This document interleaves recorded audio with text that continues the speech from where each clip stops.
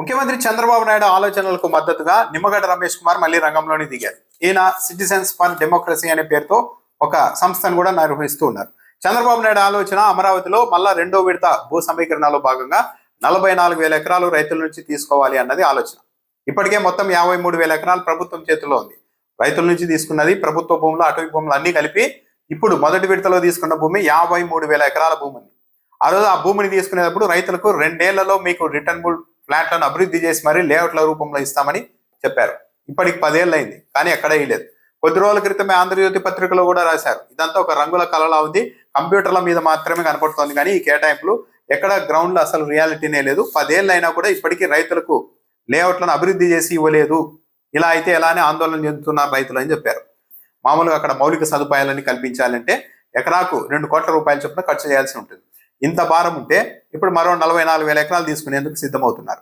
ఈ 44,000 ఎకరాలు ఎందుకు తీసుకుంటున్నారంటే ఎయిర్పోర్ట్ కోసం భూమి కావాలి, రైల్వే స్టేషన్ కావాలి, స్పోర్ట్స్ సిటీ కోసం కావాలంటూ మళ్ళీ కొత్తగా చెప్తూ ఉన్నారు ఇప్పుడు ఇవన్నీ. అయితే మొత్తం దాదాపు 1,00,000 ఎకరాలు తీసుకొని దీన్ని ఎప్పుడు డెవలప్ చేసి ఆ భూములు ఇచ్చిన రైతులకు ఎప్పటికి పూర్తి స్థాయిలో అభివృద్ధి చేసిన రిటర్నబుల్ ఫ్లాట్లు ఇస్తారు అన్నది ఒక పెద్ద క్వశ్చన్ మార్క్. ఇప్పటికే భూములు ఇచ్చిన రైతుల్లో ఒక ఆందోళన ఉంది. 10 ఏళ్ళు అయింది, మా భూములకి ఇక్కడ అభివృద్ధికి ఇది గతి లేదు, మరో 44,000 ఎకరాలు తీసుకుంటే ఫోకస్ అటువైపు కూడా మళ్ళితే ఇక మా పరిస్థితి ఏంటి, మేము ఎవరికి చెప్పుకోవాలి అన్న ఆందోళనతో తొలి విడతలో భూములు ఇచ్చిన రైతులు ఉంటే ఇప్పుడు రెండో విడతలో భూములు ఇచ్చే రైతులు కూడా వీళ్ళని మొదటి విడతలో రైతుల్ని చూసి ఏమాత్రం ముందుకు రావడం లేదు. 10 ఏళ్ళు అయింది, వాళ్ళకే ఇచ్చిన హామీని నెరవేర్చలేకపోయారు. ఇప్పుడు మా దగ్గర తీసుకుంటే ఇంకా మేము ఎప్పటికీ ఇదంతా కాబట్టి మేము ఒప్పుకోము అని అక్కడ రైతులు తీవ్రంగా వ్యతిరేకిస్తున్నారు. ఈ నేపథ్యంలోనే ఇంకా చెప్పాలంటే తెలుగుదేశం పార్టీకి మద్దతుదారులుగా ఉన్న వాళ్ళు కూడా ఈ విషయాన్ని తీవ్రంగా వ్యతిరేకిస్తున్నారు. మొత్తం ఒక ఊబిలోనికి దింపుతూ ఉన్నారు. 53,000 ఎకరాలు ఇప్పుడు పెట్టుకొని మళ్ళీ 44,000 ఎకరాలు తీసుకుంటే ఇదంతా నెత్తిన బండేసుకోవడమే అంటూ తెలుగుదేశం పార్టీ వాళ్ళే చెప్తూ ఉన్నారు. కానీ చంద్రబాబు నాయుడు గారి ఆలోచనలు వేరేలా ఉన్నాయి, మరోలా ఉన్నాయి. ఆయనైతే ఇక్కడ వెనక్కి తగ్గే అవకాశాలు కనిపించడం లేదు. ఇప్పటికే రెండో విడత భూ సమీకరణ ఆలోచనను పవన్ కళ్యాణ్ స్వయంగా కేబినెట్ భేటీలోనే వ్యతిరేకించారు, అసంతృప్తి వ్యక్తం చేశారు. చాలా మంది రైతులు భూములు ఇవ్వడానికి ఇష్టంగా లేరు, మా దగ్గర కూడా వచ్చి ఫిర్యాదులు చేస్తున్నారని చెప్పారు. దాంతోపాటు భాగస్వామ్య పక్షాలతో చర్చించకుండా నేరుగా మంత్రులు ఇలా కొత్తగా భూ సమీకరణ మీద ప్రకటన చేయడం పైన కూడా పవన్ కళ్యాణ్ అసంతృప్తి వ్యక్తం చేశారు. దాంతోపాటు ఇప్పుడు జరుగుతున్న పనులకు సంబంధించి 74,000 కోట్ల రూపాయలు అవసరం అవుతుందని చెప్తున్నారు. యాక్చువల్లీ 31 కోట్ల రూపాయలు అప్పు తెస్తే ఇప్పటికే టెండర్లలో మాత్రం 58,000 కోట్ల రూపాయల పనులకి టెండర్లు పిలిచారు. అంటే ఇంకా దాదాపు 25,000 కోట్ల రూపాయలకు పైగా ఇంకా తీసుకురావాల్సి ఉంది. ఏది తొలి విడత అమరావతిలోనే. అలాంటప్పుడు ఇంకో 44,000 ఎకరాలు తీసుకుంటే అక్కడ అభివృద్ధి చేయడానికి, మౌలిక సదుపాయాలు కల్పించడానికి కనీసం ఇంకెన్ని వేల కోట్లు కావాలి. ఇప్పుడు నిమ్మగడ్డ రమేష్ కుమార్ కూడా రంగంలోకి దిగారు. ఆయన ఒక సిటిజన్స్ ఫర్ డెమోక్రసీ ఆ సంస్థ ఆధ్వర్యంలో విజయవాడలో ఒక సమావేశం కూడా పెట్టారు. ఈ సమావేశంలో అయితే నిమ్మగడ్డ రమేష్ కుమార్ నేరుగా తన అభిప్రాయాన్ని చెప్పేశారు. రెండో విడత భూ సమీకరణ అవసరమే, పరిశ్రమలు, పెద్ద పెద్ద పరిశ్రమలు రావాలంటే ప్రభుత్వం చేతుల్లో భూమి ఉండాల్సిందే అని చెప్తున్నారు. దాంతోపాటు ఆయన ఇంకా మొదటి విడతలో భూములు ఇచ్చిన రైతులకు ఇస్తున్న సలహా ఏంటి అంటే కొత్తగా రెండో సమీకరణ చేస్తేనే ఆ భూమి కూడా వస్తేనే అప్పుడే మొదటి విడతలో భూములు ఇచ్చిన రైతులకు కూడా మంచి జరుగుతుంది అని చెప్తూ ఉన్నారు. అంటే ఆ రైతుల అభిప్రాయానికి పూర్తిగా విరుద్ధంగా చెప్తున్నారు. ఇంకో 44,000 ఎకరాలు తీసుకుంటే అసలు ఫోకస్ అన్నది ఎక్కడా ఉండదు, మొత్తం డైల్యూట్ అయిపోతుంది వ్యవహారం, ఆ చిత్తశుద్ధి అన్నది లేకుండా పోతుందని తొలి విడతలో భూములు ఇచ్చిన రైతులు ఆందోళన చెందుతుంటే, లేదు ఇంకో 44,000 ఎకరాలు తీసుకున్నప్పుడే మీకు మంచి జరుగుతుంది అని నిమ్మగడ్డ రమేష్ కుమార్ చెప్తూ ఉన్నారు. ఇది ఒక అంటే చంద్రబాబు నాయుడు నిర్ణయాన్ని సమర్థించాలి అన్న ఉద్దేశంతో ఉన్నట్టుగా ఉంది. కొందరంతా భూములు రెండో దశలో భూములు తీసుకుంటేనే పెద్ద పెద్ద పరిశ్రమలు వస్తాయని చెప్తే, కొందరు రైతులు మాత్రం ఇదే సిటిజన్స్ ఫర్ డెమోక్రసీకి సంస్థలో సభ్యుడిగా ఉన్న పట్టాభిరామ్ అనే ఆయన మాత్రం రెండో విడత భూ సమీకరణ అన్నది భావ్యం కాదు అని అభిప్రాయపడ్డారు. అక్కడికి వచ్చిన రైతులు కూడా ఈ వ్యవహారాన్ని తీవ్రంగా వ్యతిరేకించారు. అసలు ఈ 53,000 ఎకరాల్లో ఉన్న అమరావతిని అభివృద్ధి చేస్తే చాలు ప్రభుత్వము, మీకు ఆ తర్వాత ఎవరైనా ప్రైవేట్ సంస్థలు రావాలి అనుకుంటే ఆ భూముల కొనుగోలు వ్యవహారాలన్నీ ప్రైవేట్ సంస్థలు చూసుకుంటాయి, ప్రభుత్వానికి ఏం పని అని కూడా కొందరు రైతులు ప్రశ్నించారు. హైదరాబాద్లో ఇదే జరిగింది. ఇప్పుడు అమరావతిలో కొద్దిమేర డెవలప్ చేస్తే ఇప్పుడు తీసుకున్న భూములు అభివృద్ధి చేస్తే ఇంకా ఆ తర్వాత ప్రైవేట్ వ్యక్తులు ఆటోమేటిక్గా వాళ్ళ వ్యవహారాలు చూసుకుంటారు, వాళ్ళ ద్వారా మిగతా ప్రాంతం అభివృద్ధి చెందుతుంది. హైదరాబాద్లో ఇదే జరిగింది అని రైతులు గుర్తు చేశారు. నిజానికి ఇదే మొత్తం ప్రభుత్వం ఎందుకు 1,00,000 ఎకరాలని తన దగ్గర పెట్టుకొని తానే ప్రైవేట్ సంస్థలకు భూములు ఇవ్వాలనుకుంటోంది అన్నది ఒక పెద్ద పజిల్. దీనిపైన ఆరోపణలు కూడా ఉన్నాయి.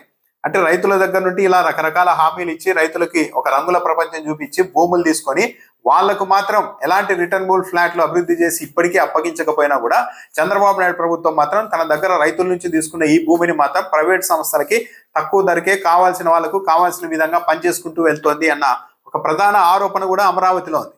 అంటే ఇప్పుడు ఈ భూమి సరిపోదు ఇలా పంచిపెట్టడానికి అన్న ఉద్దేశంతో ఇంకో 44,000 ఎకరాలు తీసుకొని దాంట్లో రైతులకు పోగా మిగిలిన భూమిని కూడా ఇలాగే ప్రైవేట్ సంస్థలకు తక్కువ ధరకు ఇచ్చేసి మొత్తం వ్యవహారంలో ముడుపులు కూడా చేతులు మారుతున్నాయన్న ఆరోపణలు కూడా ఉన్నాయి. అంటే ఒక విధంగా ప్రభుత్వం ముసుగులో బిజినెస్ చేయాలనుకుంటున్నారా, ఒక వ్యాపారం చేయాలనుకుంటున్నారా, రియల్ ఎస్టేట్ వ్యాపారం అన్న అభియోగం అయితే ఉంది. ఎన్ని చెప్పినా కూడా లేదు, మీరు విజన్ చూడలేరు, చంద్రబాబు నాయుడు విజన్ లాగా అందరూ ఆలోచించలేరు, ఇక్కడ భూములు ఉంటేనే పరిశ్రమలు వస్తాయని రకరకాలుగా చెప్తూ ఉంటారు. కానీ కాన్సెప్ట్ ఏంటంటే ఇప్పటికే 53,000 ఎకరాలు రాజధాని కోసం తీసుకోవడం అనేది అసాధారణం, చాలా ఎక్కువ తీసుకున్నారు.